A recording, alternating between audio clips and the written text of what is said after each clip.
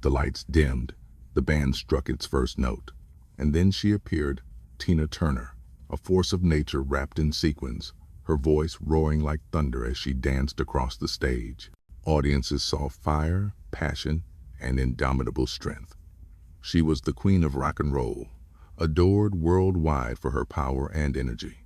But what the crowds did not see, what they could never have guessed, was the darkness waiting for her once the curtain fell. Behind Tina stood Ike Turner, her husband, band leader, and supposed partner.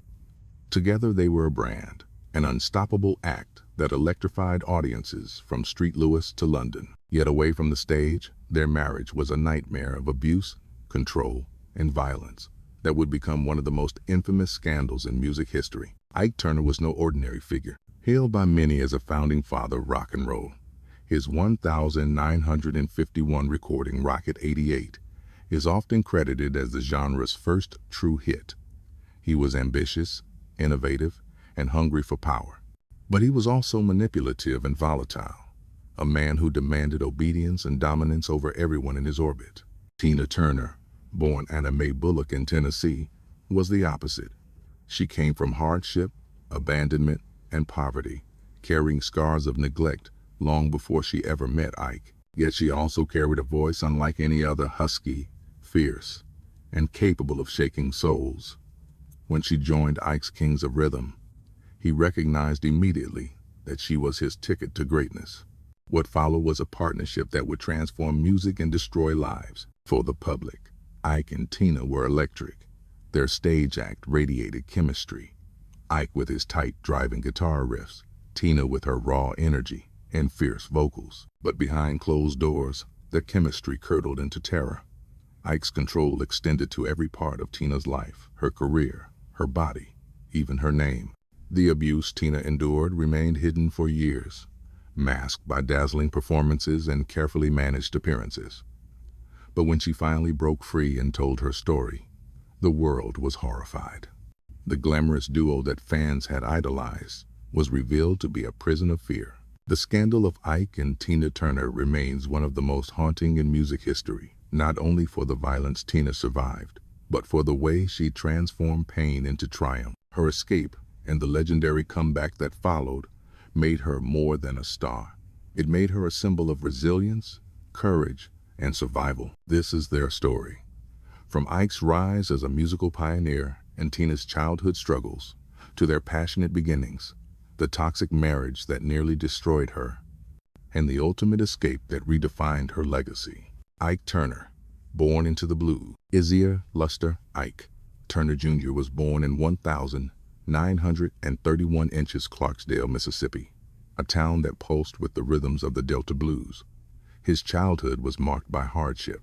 His father died when Ike was still young, leaving his mother to raise him alone in a segregated, poverty-stricken South. Opportunities were scarce, but music was everywhere. As a boy, Ike was drawn to the sounds drifting from juke joints and street corners. He taught himself piano and guitar, falling under the spell of rhythm and blues. By the time he was a teenager, he was already leading his own band, the Kings of Rhythm. In 1951, at just 19, Ike and his group recorded Rocket 88. Though the credit went to Jackie Brenston, many historians now recognize it as the first true rock and roll record. Its distorted guitar riff laying the groundwork for an entire genre. Ike had tasted glory early, and it lit a fire in him. But that fire was fueled as much by insecurity as by ambition. He craved control, desperate to remain the man in charge no matter the cost. That hunger for dominance would later define his career and his marriage. Tina Turner, a childhood of abandonment. Anna Mae Bullock, who the world would one day know as Tina Turner, was born in 1,939 inches Nutbush, Tennessee. Her early years were defined by abandonment and instability. Her parents' marriage was turbulent, and when Tina was still a child, her mother left. Soon after, her father also disappeared from her life. She and her sisters were shuffled between relatives, often left to fend for themselves. Tina grew up feeling unwanted, carrying the deep wounds of neglect. Yet amid the hardship, she discovered her gift, her voice. Singing in the local church choir, young Anna Mae unleashed a sound that was raw and powerful. startling in its maturity. By her teenage years, she had moved to St. Louis to live with her mother. It was there that she discovered the thriving rhythm and blues scene, sneaking into clubs where the kings of rhythm often played. One night, fate intervened. A voice that couldn't be ignored. In the late 1950 seconds, Tina found herself at the Club Manhattan in East St. Louis, watching Ike Turner and his band perform. The music was electric, and when a microphone was passed around during intermission, Anna Mae boldly took her chance. She sang B, Kings, You Know I Love You, her husky voice cutting through the smoke-filled air like a revelation. Ike was stunned. He had heard countless singers, but none like her. Her voice had grit and fire, capable of commanding attention from the very first note. He invited her to join his band, and from that moment, her life changed forever. The creation of Tina Turner. Ike was not just a band leader. He was a strategist. He knew Anna Mae's voice could elevate his music to another level, but he also knew he needed to brand her. He gave her a new name, Tina Turner. He even went so far as to trademark it, ensuring that if she ever left, he could replace her with another Tina. It was a chilling glimpse into Ike's mindset. He saw Tina not just as a partner, but as property, something to control, to own. At the time, Tina didn't fully grasp the implications. She was young, eager, and grateful for the chance to sing. Ike had given her a stage, and she believed she owed him everything. Two lives intertwined. By the early 1960 seconds, Ike and Tina's partnership was already transforming into something bigger. On stage, they were magnetic, his precise guitar riffs setting the pace, her explosive energy captivating audiences. Off stage, their relationship deepened into romance and eventually marriage. Yet from the very beginning, the balance of power was skewed. Ike was older, experienced, and controlling. Tina, still carrying the scars of childhood abandonment, longed for stability and acceptance. Ike provided it, but at a price. The seeds of both greatness and destruction had been planted. Ike's hunger for control and Tina's hunger for belonging would fuse into a partnership that reshaped music history and left both scarred forever. From bandmates to lovers, when Anna Mae Bullock first joined the Kings of Rhythm, she was still a teenager, wide-eyed and eager. Ike Turner, more than a decade older, quickly positioned himself as her mentor. He arranged her performances, guided her on stage presence, and molded her into the centerpiece of his act. At first, their relationship was professional, but as Tina grew more integral to the band, Ike's interest shifted. He began courting her, and soon, the line between music and romance blurred. For Tina, who had grown up craving stability after years of abandonment, Ike seemed like a protector. He had given her a voice, a name, and a place in the spotlight. To walk away from him would have felt unthinkable. The birth of Ike and Tina Turner. In 1960, Tina recorded A Fool in Love, a song intended for another singer. When that singer failed to show, Tina stepped into the studio. Her blistering, soulful performance transformed the track into a hit. The single shot up the R&B charts and crossed into mainstream success. Overnight, Tina became the undeniable star of Ike's operation. The Kings of Rhythm soon evolved into the Ike and Tina Turner Revue, a high-energy act that blended raw R&B with electrifying showmanship. On stage, Tina was fire personified, sweat, sequins, and relentless motion. Backed by the Ikettes, her dance troupe, and powered by Ike's tightly controlled band, the show became one of the hottest tickets in America. Audiences were mesmerized by their chemistry. Ike, with his sharp suits and authoritative presence, seemed the architect of the music. Tina, with her wild energy and husky vocals, was the explosive force that brought it to life. Together, they looked unstoppable. A marriage of unequal power. In 1962, Ike and Tina married in Tijuana, Mexico. To fans, it seemed like the natural next step for the duo who shared both a stage and a life. But for Tina, the marriage was less a choice than a command. She later revealed that Ike pressured her into it, using manipulation and intimidation to ensure she remained bound to him. From the start, The marriage reflected the imbalance that had always existed between them.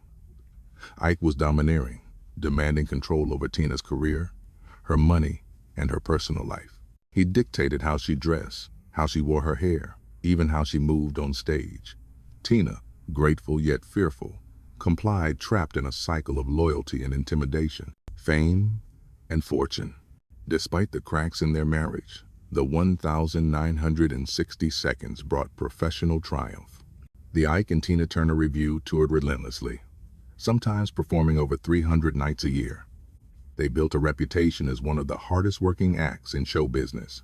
By the late 1,960 seconds and early 1,970 seconds, they were sharing stages with the Rolling Stones and selling out international tours. Hits like River Deep, Mountain High, produced by Phil Spector, and their explosive cover of Creedence Clearwater Revival's Proud Mary made them household names. On stage, their act exuded passion.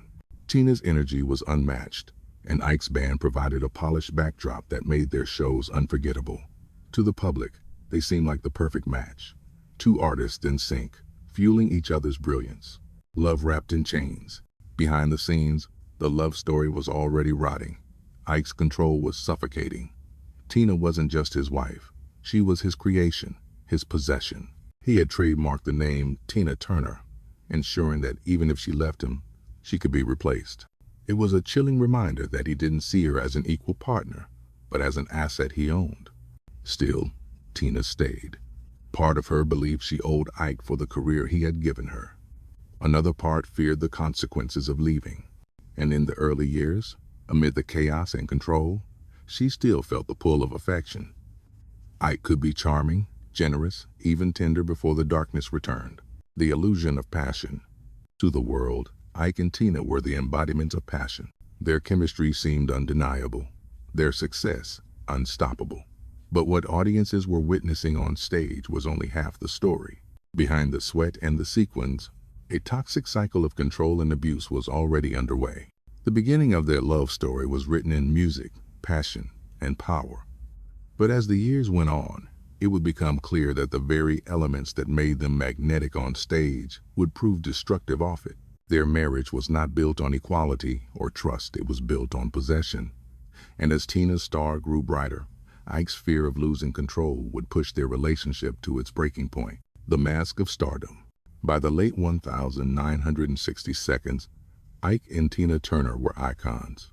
Their live shows were hailed as some of the most electrifying performances in music.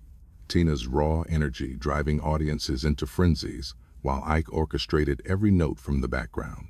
To fans, they were passion personified, a couple whose chemistry seemed as hot off stage as it was on. But behind the stage lights, the reality was far darker. Tina lived in a world of fear. Ike's need for control, stoked by cocaine and paranoia, turned their home into a prison. While the world adored them as a duo, Tina was slowly being broken down behind closed doors. A cycle of abuse. Ike's temper was explosive. If Tina questioned him, if she showed independence, if she so much as sang a note differently than he wanted, she paid the price. He hit her, humiliated her, and reminded her constantly that he owned her, her career, her name, her life. The abuse wasn't only physical. Ike's psychological manipulation cut just as deep. He convinced Tina she was nothing without him, that she owed her entire existence to his discovery. By trademarking her stage name, he ensured that even if she ran, she would lose her identity as Tina Turner. Tina later recalled nights of violence, followed by days of pretending everything was fine, hiding bruises with makeup before stepping into the spotlight. Her body carried the scars, but her performances betrayed nothing. On stage, she was a goddess. At home, she was trapped. Cocaine and control. As Ike's drug use escalated, so did the chaos. Cocaine fueled his paranoia, making him more unpredictable, more volatile. Band members described an atmosphere of fear that permeated the review. Everyone knew Ike's word was law, and Tina bore the brunt of his fury. Sometimes the violence came suddenly, triggered by minor disagreements. Other times, it was premeditated, a way for Ike to reassert control when he felt threatened. For Tina, survival meant learning how to navigate his moods, how to anticipate his outbursts, and how to endure. The toll on Tina. The abuse left Tina exhausted and hollow. She suffered depression and, at her lowest, even attempted suicide. The pressure of constant touring, coupled with life under Ike's control, drained her physically and emotionally. And yet, night after night, she transformed herself for the stage. Drenched in sweat, hair flying, voice erupting with fire, she gave audiences everything she had. The crowd saw strength. They didn't see the woman silently begging for escape. The illusion of perfection. The public image of Ike and Tina remained carefully curated. Glossy magazine covers, TV specials, and sold-out shows painted them as a glamorous couple living a dream. Few outsiders dared to question what went on behind the scenes. Domestic abuse was rarely spoken of publicly in that era, especially when it involved celebrities. So the illusion held. Fans adored them, critics praised them, and Ike basked in the glow of the empire he had built. Only Tina knew the cost, outshining the master. As the 1,970 seconds arrived, Tina's star continued to rise. Her voice, her stamina, her charisma, she was the undeniable center of the act. Audiences weren't paying to see Ike Turner, they were paying to see Tina. This reality only deepened Ike's insecurity. He feared losing control, feared being overshadowed by the woman he had once created. The more Tina shone, the harsher his grip became. Violence escalated, threats intensified, and Tina's prison walls closed tighter. A silent survivor. For years, Tina told no one the full extent of the abuse. She was too afraid of Ike's retaliation, too dependent on the career he controlled, too unsure of how to survive outside his shadow. But deep inside, a spark remained. She knew she couldn't endure forever. She began to imagine life without Ike, to dream of a freedom that seemed impossible but not entirely out of reach. The storm approaches. By the mid-1,970 seconds, the cracks in their marriage were widening. The cycle of abuse could not continue indefinitely. Tina's health was failing. Ike's drug use was spiraling, and their once glittering partnership was buckling under the weight of violence and fear. The world still saw them as a glamorous duo, but those close to them knew the storm was coming. And soon, the truth behind the facade would explode, shattering the illusion forever. The Dallas incident. By 1976, the Ike and Tina Turner Revue was still filling venues, but behind the music, Tina was unraveling. The abuse had escalated, and Ike's cocaine-fueled paranoia made every day unpredictable. The breaking point came on the 1st of July 1976 in Dallas, Texas. On the way to a performance at the Dallas Statler Hilton, Ike exploded in a violent rage inside their limousine. He beat Tina mercilessly, leaving her bloodied and battered. Yet, as always, the show went on. That night, Tina walked on stage with bruises hidden beneath heavy makeup, her body aching with every step. But she performed as though nothing was wrong. After the show, she had had enough. For years, she had endured. But that night, something shifted. Tina Turner decided she would no longer live as Ike's prisoner. The escape. In the early hours of the morning, Tina fled their hotel suite. She had 36 cents and a mobile credit card in her pocket, nothing else. Barefoot and desperate, she ran across a busy freeway, narrowly dodging traffic, until she found safety at a nearby Ramada Inn. For the first time in nearly 2 decades, she was alone. She had no money, no plan, and no security. But she had something she hadn't felt in years: freedom. That night marked the end of Ike and Tina Turner, not on paper, but in spirit. Tina had finally chosen herself over fear, filing for divorce. 2 weeks later, Tina filed for divorce in Los Angeles, citing irreconcilable differences. The legal battle that followed was bitter. Ike fought to maintain control over their assets, their music, and even her stage identity. But Tina stunned the court with her demand. She didn't want money. She didn't want property. She only wanted her stage name, Tina Turner.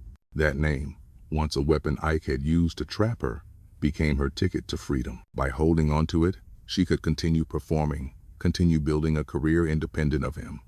In exchange, she walked away from everything else. In 1978, the divorce was finalized. Tina was free, but penniless. She owed hundreds of thousands in canceled tour debts, and she had to rebuild her life from nothing. Ike's decline. For Ike Turner, the split was catastrophic. Without Tina, the revue collapsed. His reputation as a musical innovator was quickly eclipsed by his reputation as an abuser. His drug addiction spiraled, leading to arrests, prison time, and an irreversible decline. Even when he tried to defend himself in interviews, insisting the abuse wasn't as bad as Tina claimed, the damage was done. The world had already chosen a side, and Ike Turner's name became synonymous with cruelty and control. Tina's silent struggle. Freedom didn't immediately bring peace. Tina spent years struggling to survive. She played small venues, Vegas lounges, and TV variety shows, often earning just enough to cover her expenses. She performed wearing secondhand costumes, traveling alone without the entourage of her past. But she endured. Each show, no matter how small, was a step toward rebuilding. Though she rarely spoke of the abuse publicly in those years, she carried the weight of her survival quietly, determined to one day reclaim her place in music. The first glimpses of truth. The world, however, began to sense there was more to Tina's story. Rumors swirled about Ike's temper, about their troubled marriage. But it wasn't until the early 1980 seconds that Tina began to reveal the truth. In a 1981 interview with People magazine, she broke her silence, speaking openly about the years of violence and fear. Her revelation stunned fans. The woman they had admired for her strength on stage had been fighting a private war all along. It was the first time the glossy illusion of Ike and Tina shattered completely. The scandal was no longer whispers, it was fact. And for Tina Turner, telling her story was the first step toward transforming herself from a victim into a survivor. A marriage in ruins? The breaking point of Ike and Tina Turner's marriage wasn't just about abuse, it was about survival. Tina's escape was both literal and symbolic. She had run from the hotel that night to save her life, but she had also run toward the possibility of a future defined by her own choices. For Ike, the collapse of the marriage marked the beginning of his downfall.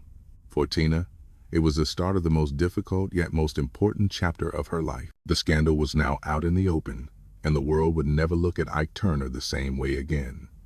But for Tina, the journey was only beginning. Ahead lay years of struggle, redemption, and ultimately, one of the most extraordinary comebacks in music history. Picking up the pieces. When Tina Turner walked away from Ike in 1976, she had nothing but her name. The divorce settlement left her with no property, no money, and $500,000 in debt from canceled tour commitments. For a woman who had once commanded arenas, it was a devastating fall. But Tina was determined. She accepted any gig she could find.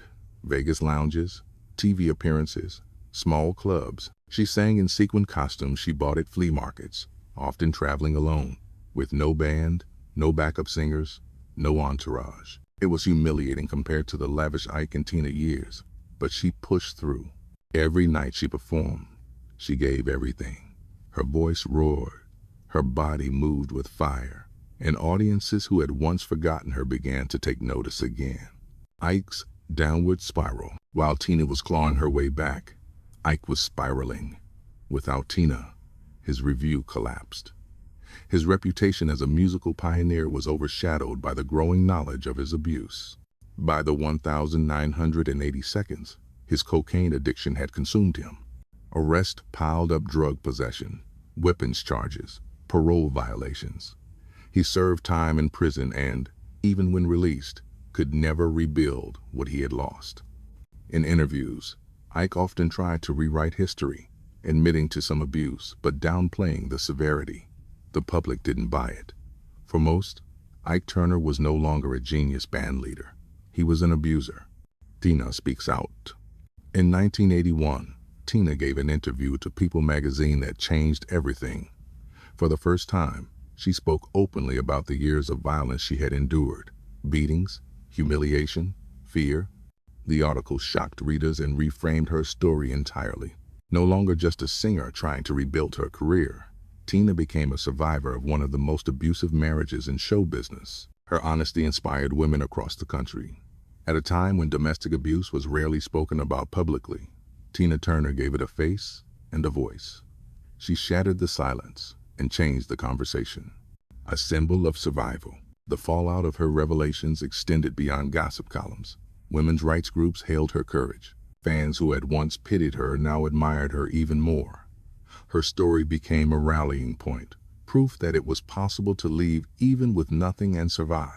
But telling her truth came at a cost. For years, she was haunted by questions and interviews, forced to relive the trauma.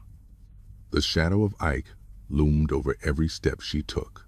Still, Tina chose to own her story, believing that by speaking it, she could reclaim her life. The comeback of a lifetime. In 1984, Tina Turner's persistence paid off. She released the album Private Dancer, a record that redefined her career. The single What's Love Got to Do With It became a worldwide hit, topping charts and winning Grammys. At 44 years old, an age when most female artists were told their careers were over, Tina staged one of the greatest comebacks in music history. Her voice was stronger, her energy fiercer, and her presence more commanding than ever. The world embraced her not just as a singer, but as a symbol of resilience. Ike in the shadows. While Tina was filling stadiums, Ike remained trapped in addiction and decline. In 1989, he was convicted of cocaine possession and sentenced to prison again. When he emerged, the music world had moved on. Tina was an international superstar, while Ike was a relic of a painful past. Even when he tried to defend himself, claiming he had been misrepresented, the public was unmoved. For most, his legacy was sealed. He was the man who had beaten Tina Turner. Cultural shift. The scandal didn't just affect Ike and Tina, it changed how the world talked about domestic violence. Tina's courage to speak out in the 1,980 seconds, and later in her 1986 memoir, I, Tina, forced the entertainment industry to confront an uncomfortable truth, that glamour can hide horrific abuse. In 1993, the film What's Love Got to Do With It, starring Angela Bassett, brought Tina's story to an even wider audience. The film shocked viewers with its raw portrayal of Ike's abuse and Tina's escape, solidifying her as not just a musical legend, but a cultural icon of survival. Two divergent legacies. By the time Ike died in 2007 of a cocaine overdose, his reputation was irreparably stained. Though he had been a pioneer of rock and roll, his personal demons overshadowed his contributions. Tina, on the other hand, had become one of the most beloved and admired performers in the world, her story of survival eclipsing even her music in cultural significance. The fallout of their scandal left no doubt. Ike had destroyed himself, while Tina had risen from the ashes stronger than ever. The scandal of Ike and Tina Turner is more than just a tragic love story. It is a parable about power, survival, and resilience. It shows how even the brightest lights of fame can cast the darkest shadows, and how courage can turn suffering into legacy. Ike Turner, the shadowed pioneer. Ike Turner's place in music history is undeniable. With Rocket 88, he helped ignite rock and roll. With the Kings of Rhythm and later the Ike and Tina Turner Review, he shaped a sound that electrified audiences worldwide. But his name is not remembered for innovation or artistry. It is remembered for cruelty. His violence, his control, his addiction, these became his legacy. By the time of his death in 2007, whatever brilliance he had shown was drowned out by his reputation as an abuser. His shadow lingers in the story, not as a figure of admiration, but as a cautionary tale. Tina Turner, The Phoenix Rises. Tina Turner, in contrast, transformed her pain into triumph. She did not merely survive Ike, she transcended him. After leaving with nothing but her name, she rebuilt herself into one of the greatest performers of all time. Her comeback with Private Dancer, her stadium tours, and her legendary anthems like What's Love Got to Do With It, and The Best, made her not only a superstar, but a cultural icon. More importantly, her openness about the abuse she endured gave voice to survivors everywhere. Tina's story became more than music. It became a symbol of what it means to endure, to escape, and to reclaim one's power. A cultural reckoning. The Ike and Tina Turner scandal also shifted how the world discussed domestic abuse. In the 1,970 seconds, such topics were often hidden, whispered about, but never confronted. Tina's bravery forced society to look directly at the issue. Her memoir, I, Tina, and the film, What's Love Got to Do With? It pulled back the curtain, making domestic violence visible in ways it had rarely been before. Her story empowered countless women to leave abusive relationships and demanded that the music industry reckon with the reality behind its glossy images. Legacy and lessons. Today, Tina Turner is remembered not just as the queen of rock and roll, but as a survivor whose courage inspired millions. Her legacy is one of strength, independence, and triumph over unimaginable hardship. Ike's legacy is the opposite, a cautionary tale about how power without compassion corrodes, how talent without humanity destroys. Together, their story remains one of the most haunting and transformative in entertainment history. Final reflection. The scandal of Ike and Tina Turner is not just about violence, music, or fame. It is about the human spirit, its fragility, its endurance, and its capacity to rise from ashes. Tina's journey reminds us that even in the darkest prison, there is a way out, and that survival itself can become a song that echoes for generations. In the end, Ike tried to own Tina Turner, but Tina proved that no one could own her spirit, and that spirit is her greatest legacy.